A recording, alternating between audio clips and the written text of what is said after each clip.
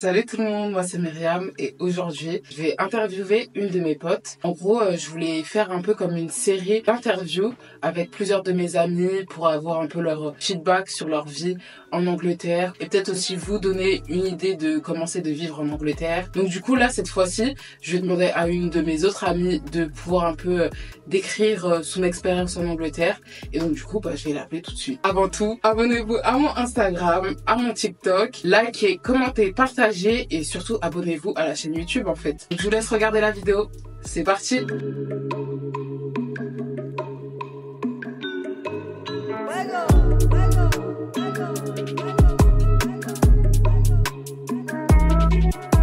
Donc du coup, voilà ma pote. J'ai posé une série de questions pour un peu vous donner une idée de comment c'est de vivre en Angleterre. Du coup, présente-toi.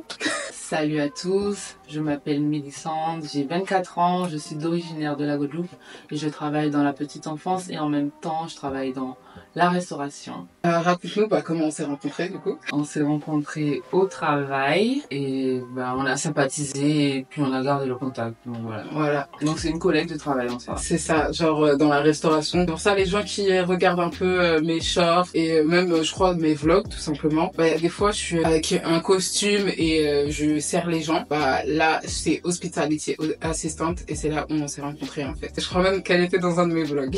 Du coup, première vraie question.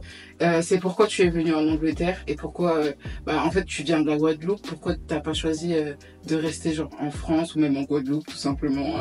De base je suis venue en Angleterre pour apprendre l'anglais. Je devais apprendre l'anglais et ensuite retourner en Guadeloupe, faire mes études dans le tourisme et puis voilà. Et puis les plans ont changé. Ça veut dire que tu veux pas retourner là? Non. Tu comptes pas retourner ou tu comptes pas faire par exemple tourisme mais ici? Non, ça t'intéresse plus du tout en fait. Totalement changé. C'est ça en fait, les changements de la vie aussi, genre on se dit je vais aller à l'étranger, je vais juste apprendre l'anglais et puis là au final il y a des gens comme ça qui restent. Du coup, comment as-tu appris l'anglais? Parce que c'est vrai que juste venir ici c'est peut-être pas suffisant en vrai, genre juste de parler avec les gens. Alors tout d'abord, quand je suis venue, j'ai fait une école EF pendant un mois. Donc on avait les cours la matinée. Après avoir fait ces un mois, j'ai ensuite travaillé en tant que boulangère pâtissière. Et puis je parlais aux collègues et par la suite j'ai fait une école, mais c'est une école pour les adultes. J'avais au moins 6 heures de cours chaque semaine et ça m'a beaucoup aidé. Et ça veut dire quand t'étais boulangère, genre t'arrivais à te débrouiller genre en parlant avec les clients et tout? Ah ça allait? Non, c'était chaud? C'était plus, j'étais aux arrières donc en gros... c'était pas genre avec la clientèle directement? Non, donc j'étais seulement avec les collègues, mais c'était très compliqué, vraiment. Et t'as fait EF pendant combien de temps? Parce que j'avoue que j'ai eu pas mal de questions par rapport aux écoles de langue et tout. Et en gros, EF, ça revient très souvent. Est-ce que, genre, t'as fait combien de temps EF? Et est-ce que, en gros, ça t'a suffi pas? Apparemment, non, vu que t'as refait une école après. Mais non. Du coup, t'as fait pendant combien de temps? J'ai fait juste un mois, histoire de m'adapter au pays, parce que c'était tout nouveau pour moi. Donc j'ai fait un mois et ensuite, voilà. T'avais payé combien pour un mois? 2000 €. Je sais, j'ai payé 2000 balles et c'était pour 3 mois, je crois. Et c'était des cours en intensif, en mode je commençais à 9h, je finissais à 15h. C'est abordable, ça va, mais le mois, voilà. Un mois 2000 balles, donc vous imaginez 6 mois. Abusé.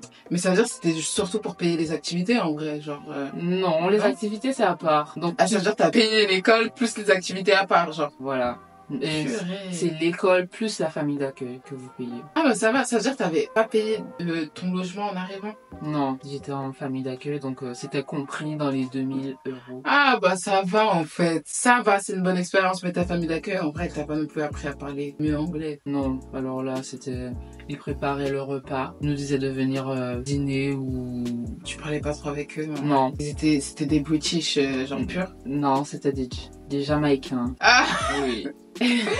Mais j'avoue, les Jamaïcains, ils prennent grave des gens en famille d'accueil. Genre, j'avais une autre amie, elle était avec des Jamaïcains. Tout ça pour vous dire, pour les personnes qui se demandent pour EF, comment ça se passe et tout. En vrai, vu comme elle explique, c'est pas non plus un truc de ouf. Tu regrettes pas non plus d'avoir fait EF, quoi? Non, parce que j'ai rencontré deux personnes vraiment formidables. stable. Donc en gros, C'est une bonne expérience de vie en soi. Voilà. Genre. Mais c'est pas ce qui va vous permettre d'apprendre l'anglais et par la suite, par exemple, passer le TOEIC ou le TOEIC, on dit le TOEIC ou le l'IELTS. Genre, ça vous permettra pas d'avoir le niveau. C'est bien pour l'amusement ou peut-être pour découvrir le pays, quoi. Voilà, de faire les activités et tout. Genre rencontrer des nouveaux Français. Donc, autre question. Donne-moi 2 points que tu n'aimes pas en Angleterre ou à Londres. On va plus parler de la météo. Ok, ouais. Là, par exemple, il pleut de ouf. Il fait froid, c'est gérable, mais c'est quelque chose que j'aime pas. Mais après, est-ce que c'est à peu près le même temps que à Paris, en vrai? Non? Ou C'est à peu près comme Paris, voire c'est moins que Paris. Alors, par Attends, exemple, c'est moins que Paris, tu trouves? oui, parce que quand je vais à Paris, j'ai toujours trop froid. Non, J'ai toujours Ah très ouais. froid, oui. Ben, la vie est chère. La vie est chère. Ah oui. C'est pas une surprise en vrai, genre tout le monde dit ça, même que ça soit les touristes, les gens qui habitent. Londres c'est beaucoup trop cher et après je sais même pas pourquoi c'est si cher que ça. Ça devient de plus en plus cher même pour par exemple les logements et tout, genre je sais pas si toi par exemple t'as augmenté ton On m'a augmenté mon loyer de 50 pounds. Ça va 50 pounds. Moi on m'a augmenté de 80. Oh, wow. C'est abusé, genre. Pour ceux qui ont un petit job, on va dire, un peu comme nous, on va dire, dans la restauration, serveur et tout, bah, c'est assez compliqué, quoi. Et ce que je n'aime pas aussi, c'est la nourriture. Voilà. Ouais, fish and chips tous les jours. Non, c'est plus dans les centres commerciaux, il n'y a pas énormément de choix. C'est vrai. Exemple, il y a pas de poissonnier dans un centre commercial, de boucher.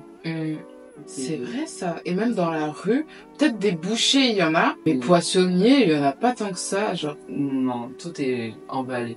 Les poissons que tu veux, soit c'est congelé, soit c'est emballé. C'est vrai. J'avoue, je me suis même pas rendu compte. Ah, c'est vrai ça. C'est trop chelou. C'est pas genre comme par exemple en France, tu vois, je sais pas, à Carrefour ou à Intermarché, il y a le boucher, il y a le poissonnier, genre. Le fromager et tout. Ouais, alors que là, il n'y a pas, c'est abusé. Quand t'es arrivé en Angleterre, bah, comment t'as fait pour trouver ton logement et tout?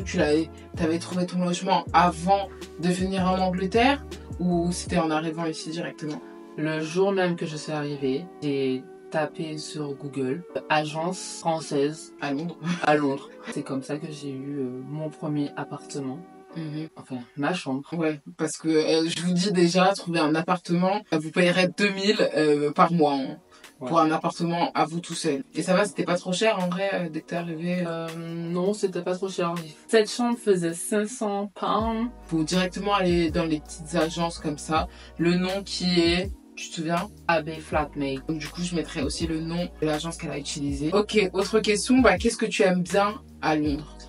Ce que j'aime à Londres, c'est la diversité parce qu'il y a différentes cultures. Tu peux rencontrer des Italiens, des Érythréens, en fait, des personnes de partout. Donc en gros, tu découvres aussi leur culture et ça, c'est vraiment intéressant. Et t'as un deuxième point? Le deuxième point que j'aime, Bah, apparemment, il n'y en a qu'un seul. Hein. ah oui, on peut voyager pour pas cher. Ah oui. On peut, voilà. Donc en gros, on peut, par exemple, aller au Portugal, Italie, tous les pays qui sont dans l'euro, qui sont à proximité pour pas cher. Tu peux avoir des billets à 20 balles, 30 balles, aller-retour. Et ce que j'aime aussi à Londres, c'est qu'il y a tout le temps les soldes, on va dire. Ah Donc, ouais. en gros, Où ça, il y a tout le temps les soldes. dans les supermarchés, tu vas avoir des deals. Après, je sais pas si ça existe aussi en France. Donc, tu vas avoir Je sais pas, hein. des mini-promotions et surtout dans la nourriture. Ah oui, oui, là Oui. c'est vrai. Les Il y a courses, plus de promotions qu'en France par contre. Le truc il est censé périmer genre dans 2 jours, bah, ils le mettent en promotion. Ou des trucs comme ça, ou même si c'est dans 5 jours, ils le mettent déjà en promotion. Ok, autre question. Est-ce que tu comptes rester sur le long terme à Londres et pourquoi? Oui, parce que j'aime beaucoup Londres. Et pourquoi? Pour apprendre davantage. J'ai pas fini d'apprendre dans ce pays. Et je pense que ça peut m'ouvrir des portes sur pas mal de choses dans le niveau professionnel. Parce qu'en vrai là, ça veut dire comme objectif, bah à la base t'étais venu surtout pour apprendre l'anglais. Bon là c'est déjà fait on va dire. Et tu penses que t'as d'autres trucs à apprendre en plus de l'anglais maintenant? Oui, plus dans le entrepreneuriat. Ok. J'avoue parce que après j'avoue il y a un truc, c'est que à Londres, je trouve que les gens ils sont plus entrepreneurs qu'en France en vrai. Ouais, en vrai c'est une bonne idée de rester si on a un objectif comme ça en vrai. Ok, autre question. Si tu devais donner un conseil à une personne personne qui vient à Londres, ça serait quoi? De tout d'abord venir avec au moins 2 à 3 000 euros, de se lancer dans la vie et puis tu ne peux compter que sur toi. Ok, la vie est chère, mais tout est gérable à Londres. Ouais. Parce que ça fait maintenant 5 ans que je suis. Ok, c'était cher, mais j'ai su gérer mon budget comme il fallait pour ne pas avoir trop de dépenses inutiles. Après, ça c'est vrai parce que par exemple dans la vidéo que j'ai faite avec ma pote Léa ou avec mon pote Clyde, on a grave insisté sur le fait que l'Angleterre ça soit cher.